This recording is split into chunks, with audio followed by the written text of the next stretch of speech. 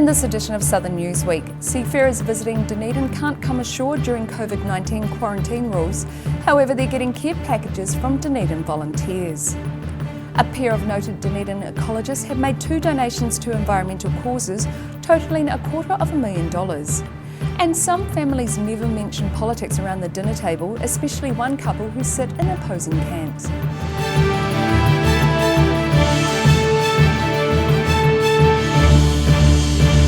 Kia ora, good evening, I'm Melissa Barton. Seafarers unable to go ashore when their ships call into Otago Harbour are now receiving gift packs of goodies while they remain stuck on board. Most sailors have been made to stay on their vessel while New Zealand borders remain shut. Shirley Farquhar of the Otago Seafarers Charitable Trust has been putting together gift packs for sailors who aren't allowed to come ashore while New Zealand's borders remain closed. She says the idea came to her about a month ago when she saw a large container ship moored off the Otago coast. When I was at Karitani, I saw the ship sitting out there, and then I read what the Otago Daily Times had written, and it suddenly dawned on me we should really be doing something, because our whole thing is looking after seafarers' welfare. So far, the Trust has distributed almost 30 gift packs, filled with treats that 20 or so crew members on visiting container ships would appreciate. When ships came into port each time, the first port of call was the New World, and they would come back here with bags of chips and chocolates and I don't know what else. And so that was what said we can't provide their day-to-day necessities because they're getting that on the ship, but we can give them the extras that they're missing out on. And when they walk into the mess and see this big parcel, they're absolutely overjoyed. Farquhar says Port Otago have been very helpful in getting the gift packs delivered to each vessel. And the port has also set up a Wi-Fi hotspot on the top of a crane so that crew members can video chat with their families at home via the internet. The wonderful thing about Wi-Fi is that years ago the men went home after 10 months. It took them 2 months to get to know their kids and then they had to leave again. Whereas now, having seen their father several times a week probably, when he comes home they know who he is, and it makes it much better for family communication. The packs cost the Otago Seafarers Charitable Trust about $80 each. In Port Chalmers, the South Today. Ecologist Professor Sir Alan Mark and his wife Lady Patricia have given $250,000 towards ecological initiatives in Otago. The pair were thanked during a function at the University of Otago. Celebrating lives dedicated to the environment. Professor Sir Alan Mark and his wife Lady Patricia announced a $100,000 donation to the Orokonui Eco Sanctuary and a $150,000 gift to the University of Otago's Ecology Fund. Sir Alan says environmental concerns haven't always been popular. It's been with some conflict at times, but reassurance that over time the appreciation of our Indigenous biodiversity and ecosystems is now much more appreciated by the general public than it was 50 years ago. The pair met at the University of Otago in 1950 while studying botany and zoology. Sir Alan hoped their academic and now financial contributions will help for generations to come. What the future holds, I'm not sure, but we do hope, Pat and I hope, that our donations to the Orokonui Eco Sanctuary and the University Ecology Fund will result in some improvement on all of those aspects for which we have devoted quite a large section of our life. So thank you very much for attending, and we appreciate your support of this exercise and we'll hope it will continue well into the future. He's fearful about what sort of environment will be left to his grandchildren and supports the Extinction Rebellion organisation. Growing up in Dunedin, the couple came from working class families and were the first from each family to attend university. Both say they decided to give the money now rather than leave it as part of an estate in the hope it'll encourage others to do the same. In Dunedin, the South Today. An 8-year-old girl in Dunedin scored a hole-in-one at a local golf course recently. But it's nothing new for her family, as her older sister scored a hole-in-one at the same spot 4 years ago, when she was only 6 years old. Dunedin's sisters Maya and Ahakira Koni have both had good luck on the 5th hole of Island Park Golf Course. 4 years ago, Ahakira achieved a hole-in-one when she was only 6 years old. I thought it was a real bad shot, and my dad said it might have gone too far, but then we couldn't find the ball, so my dad just said to look in the hole, and then, yeah, it just came true. And now Ahakira's younger sister, 8-year-old Maya, has also achieved a hole-in-one at the very same spot on the course. I was hoping to get a hole-in-one, and when I hit my shot, I thought it was a bad shot, just like my sister. And then my brother, when he was near the green, he said that I got it in the hole, but I didn't really believe him. The two girls aren't sure if they're planning to become the next Lydia Ko, but they do appreciate the encouragement their father Dan Coney is putting into developing their skills on the fairways and greens. Yeah, he helps me a lot with my golf, and we normally do a lot of lessons, like every second Wednesdays we go to Shelley Duncan, and she just helps us with our golf and stuff. The girls already compete in local golf tournaments on a regular basis. In Dunedin, the South Today. A Labour supporter and National supporter under one roof seems like a recipe for disaster. But for one South Dunedin couple, that's the reality of their home life. Peter and Adrien might seem like a happy couple living harmoniously in South Dunedin, but the upcoming general election has brought out their differences, with each staking out a part of the property with their signage of their preferred party. The first sign was put up as a favour for a friend of Adrien Dever's. A friend of mine works for the Labour Party, and she was visiting at the time, and a neighbour across the road also works for the Labour Party, and she would just happen to pop and say, would you mind putting a Labour Party sign up, because you've got a corner site. And Peter Ashton happens to be friends with the family of the local Labour candidate, so he thought it would be nice to have some contrast on the streets of South Dunedin. And it's just around South Dunedin, it's Labour everywhere, so I just thought it'd be a wee bit of a change for the party to put a second one up. In fact, I even thought about a third one at some stage, but that did not come about. The light-hearted contrast of signs has been up now for 3 weeks, and the couple are both adamant their differences in political beliefs aren't affecting their relationship. That wasn't a question when we first started going out, and it hasn't been much of a question since, really. You have your own political ideology and you sort of grow up with it, really. No, we're still sleeping in the same bed.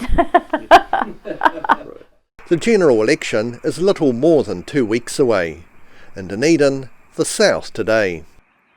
After the break on this edition of Southern Newsweek, a Dunedin-based musician is celebrating a suite of accolades in the Pacific Music Awards, and a Dunedin yacht club gets new boats just in time for its summer school. So see you after the break.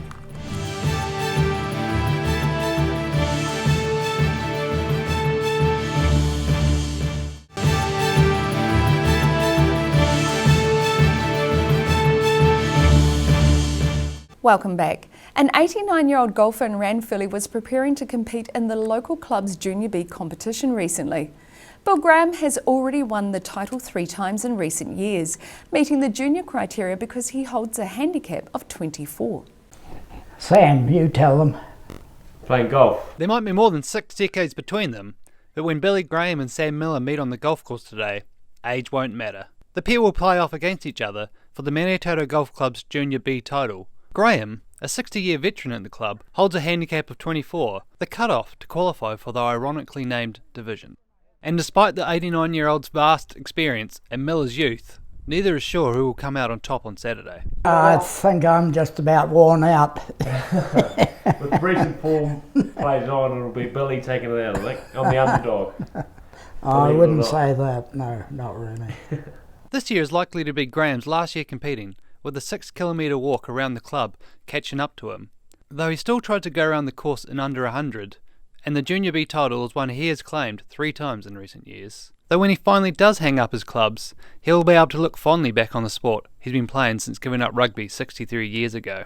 Just something you had to do, I suppose, to get in amongst the crowd and get to meet people. Yeah, we met a lot of people through golf. And it's not just the Junior B title at stake on Saturday. Making the matchup even more interesting is Miller's employment. The apprentice electrician works for Graham Electrical in Ranfurly, a business set up by Graham and now run by his 2 sons. Sam's not long joined us, enjoying it, I think. Yeah, it's good. It's good, Billy. You taught him well, I think. And if he wins on Saturday, Graham is making no guarantees about whether Miller will have a job come Monday. There is a chance. In Ranfurly, the South today. University of Otago graduate Treana Morton is tasting more success. He's just received accolades at the Nationwide Pacific Music Awards held in Auckland and is enjoying sharing his skills with youngsters. Taking it to church, where it all began. Treana Morton has received 2 first places and a second at the weekend's Pacific Music Awards. He says he feels incredibly humbled and blessed to receive the awards, along with his writing buddy, Livingston Afu. Yeah, feeling really happy. Still a lot to process, especially trying to just keep up with the response to the awards as well. But yeah, like my team and I are really stoked.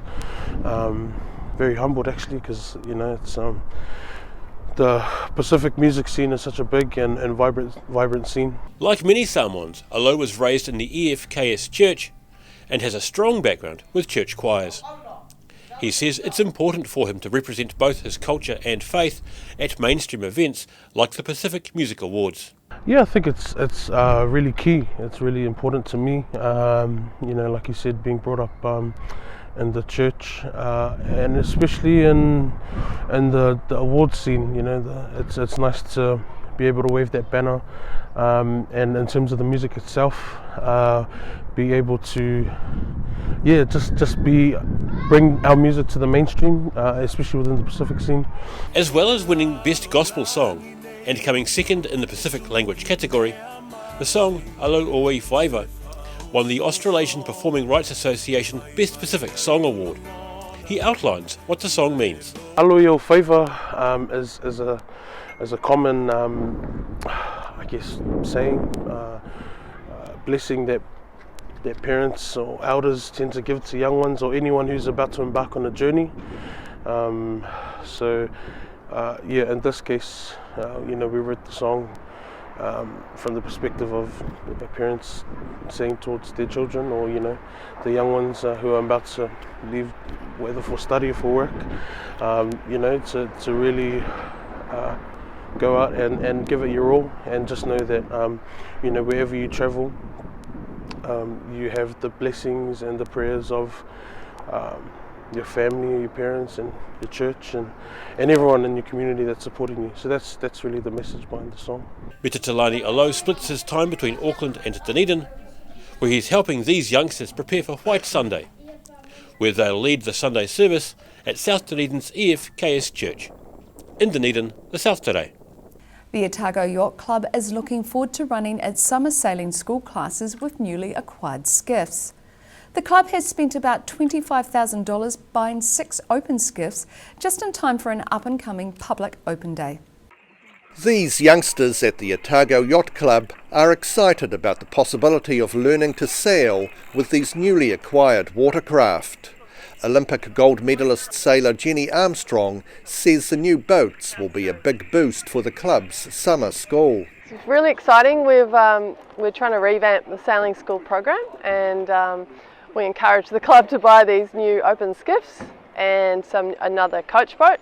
So we've just got better, more attractive sailing boats for our up-and-coming sailors. The robust little plastic boats are second-hand, having been hired out by overseas competitors at the World Open Skiff Championships in Auckland last year.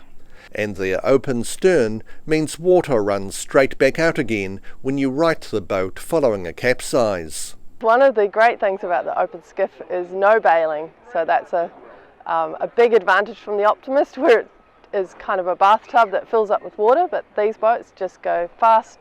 Water goes over the front and straight out the back. The last Sunday of the school holidays will see the club holding an open day for youngsters to try out the sport of sailing, with former Olympic sailing coach Eric Stibbe on hand. So just come out here, bring your kids, get them some warm clothes or at least some spare clothes, and we can introduce you and your family to the sport. And if people decide sailing is something they'd like to learn this summer, the club is offering lessons for the whole family for just $400. But we like to introduce families to the club and to the sport. So hopefully the great offer of $400 for a whole season sailing, that's every Sunday during the school terms, is a great incentive for them. Open day at the Otago Yacht Club is set for Sunday the 11th, starting at 10 a.m. In Dunedin, the South Today. After the break on this edition of Southern Newsweek, young Dunedin anglers could be getting luckier than usual as a quantity of fish have been released into a local fishing spot. And anyone who's been to Arrowtown knows of its beauty. However, could the judge of Keep New Zealand Beautiful competition be swayed after a recent visit? Find out more after the break.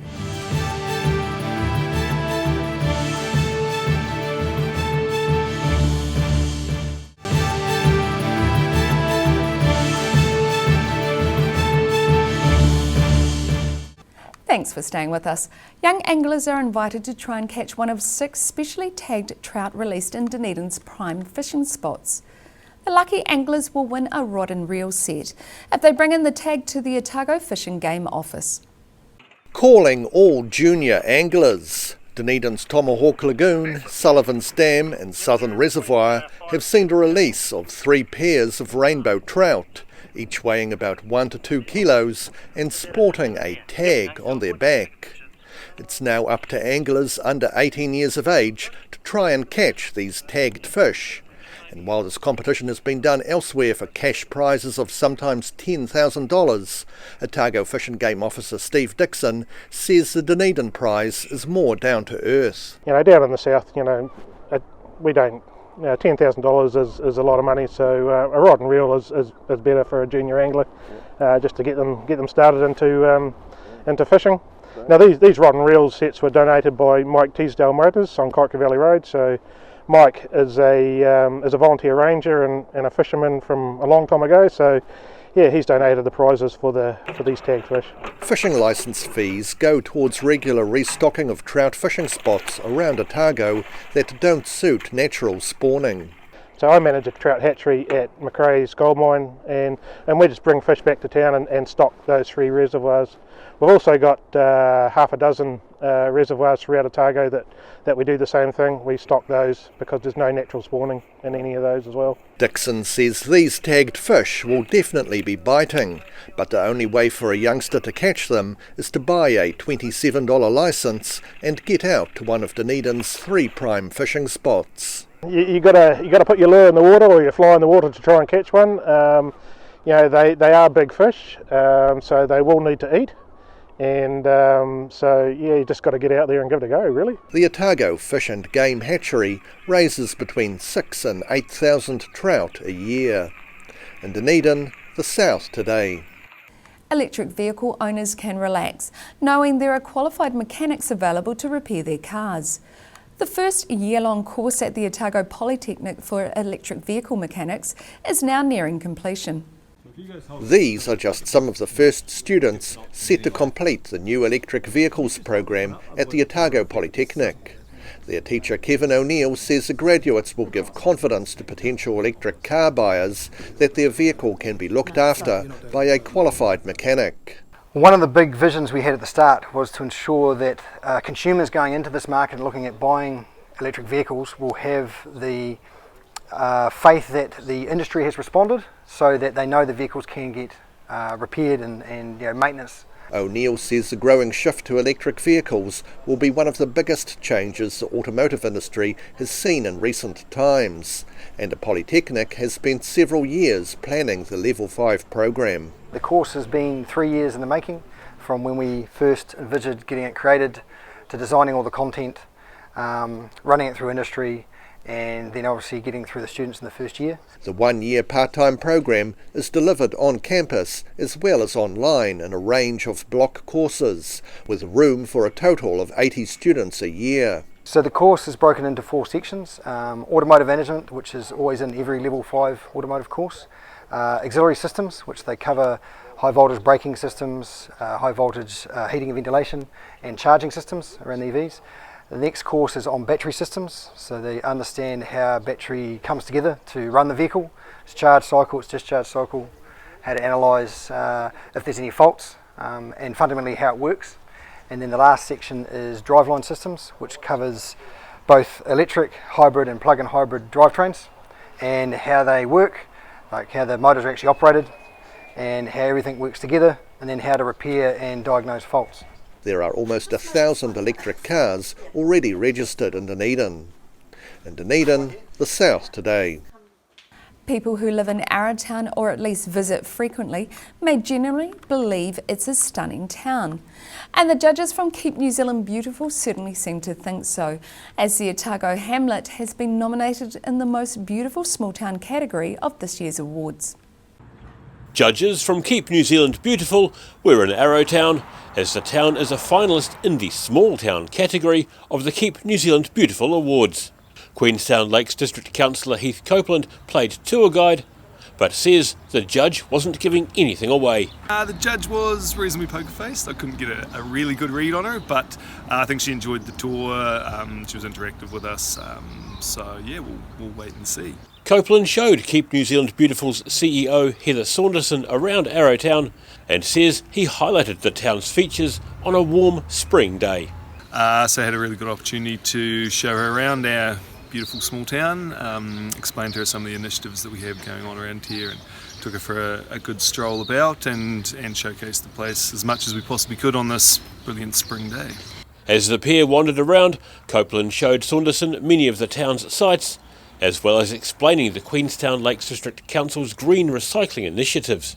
He says winning the award could really help attract visitors. Given the current climate and the last 6 months that we've just been through, any promotion at the moment is really good. For Arrowtown to win Most Beautiful Small Town in New Zealand would be something to be really, really proud of, and hopefully it would encourage more visitors to come see us and enjoy our town. Arrowtown is up against Waiheke Island in the Small Town category. However, Arrowtown isn't the only southern town up for an award, with Waitati a finalist in the country's best toilet category. Winners are set to be announced at the end of October. In Arrowtown, the South today. Year 6 pupils from East Gore School are learning about the life cycle of salmon by raising the fish in an aquarium in their classroom. The salmon eggs were donated by Sanford, and those that grow big enough will eventually be released into a nearby river. East Gore School pupils Ella Latty and Michaela Vetters check on the baby salmon they've raised in the classroom. The class keep an eye on the water quality using a test kit to make sure the levels of the waste product ammonia don't get too high, and they also let tap water stand for a day to let the chlorine evaporate before adding the water to the tank. We just check them like once a day maybe. If the water is too high with ammonia, we need to take half of the water out of the tank and put half in again. And we need to let the water sit for 24 hours to let all the chlorine go out. The young salmon were raised from eggs donated by the seafood company Sanford, and teacher Treana Morton says they're much more fragile than goldfish. So she's included a water chiller into the system to keep it at optimum temperature for the young fish. So the salmon have to be kept below 13 degrees Celsius, so the water actually gets sucked up through the tank, goes through our filter here, and then through to our chiller, which is sitting at below 13, so the water's coming back in at 12.1 degrees at the moment, and then it gets pushed into the tank, so it's constantly recirculating. Works well. And with the help of their teacher, the pupils are learning about the life cycle of fish, and perhaps even the impermanence of life. The first one that died, it was in the egg and it sank, I think, down to the bottom, and it was dead, so we had to scoop it out. And we have named most of them when they died, like the ones that died we named them, and I went and buried one. in the past we've got a large salmon to dissect, and so we're learning all about the insides of the salmon and that as well. So it's just a really cool all-round life cycle project for kids. This is a 4th year salmon have been raised at the school, and the class have permission from the Ministry of Primary Industries to eventually release them into the nearby Mataura River. In Gore, the South Today. And that wraps up this edition of Southern Newsweek. For the latest news from the Southern region, head online to odt.co.nz and follow Channel 39 on YouTube and Facebook. Thanks for watching. Ka kite anō.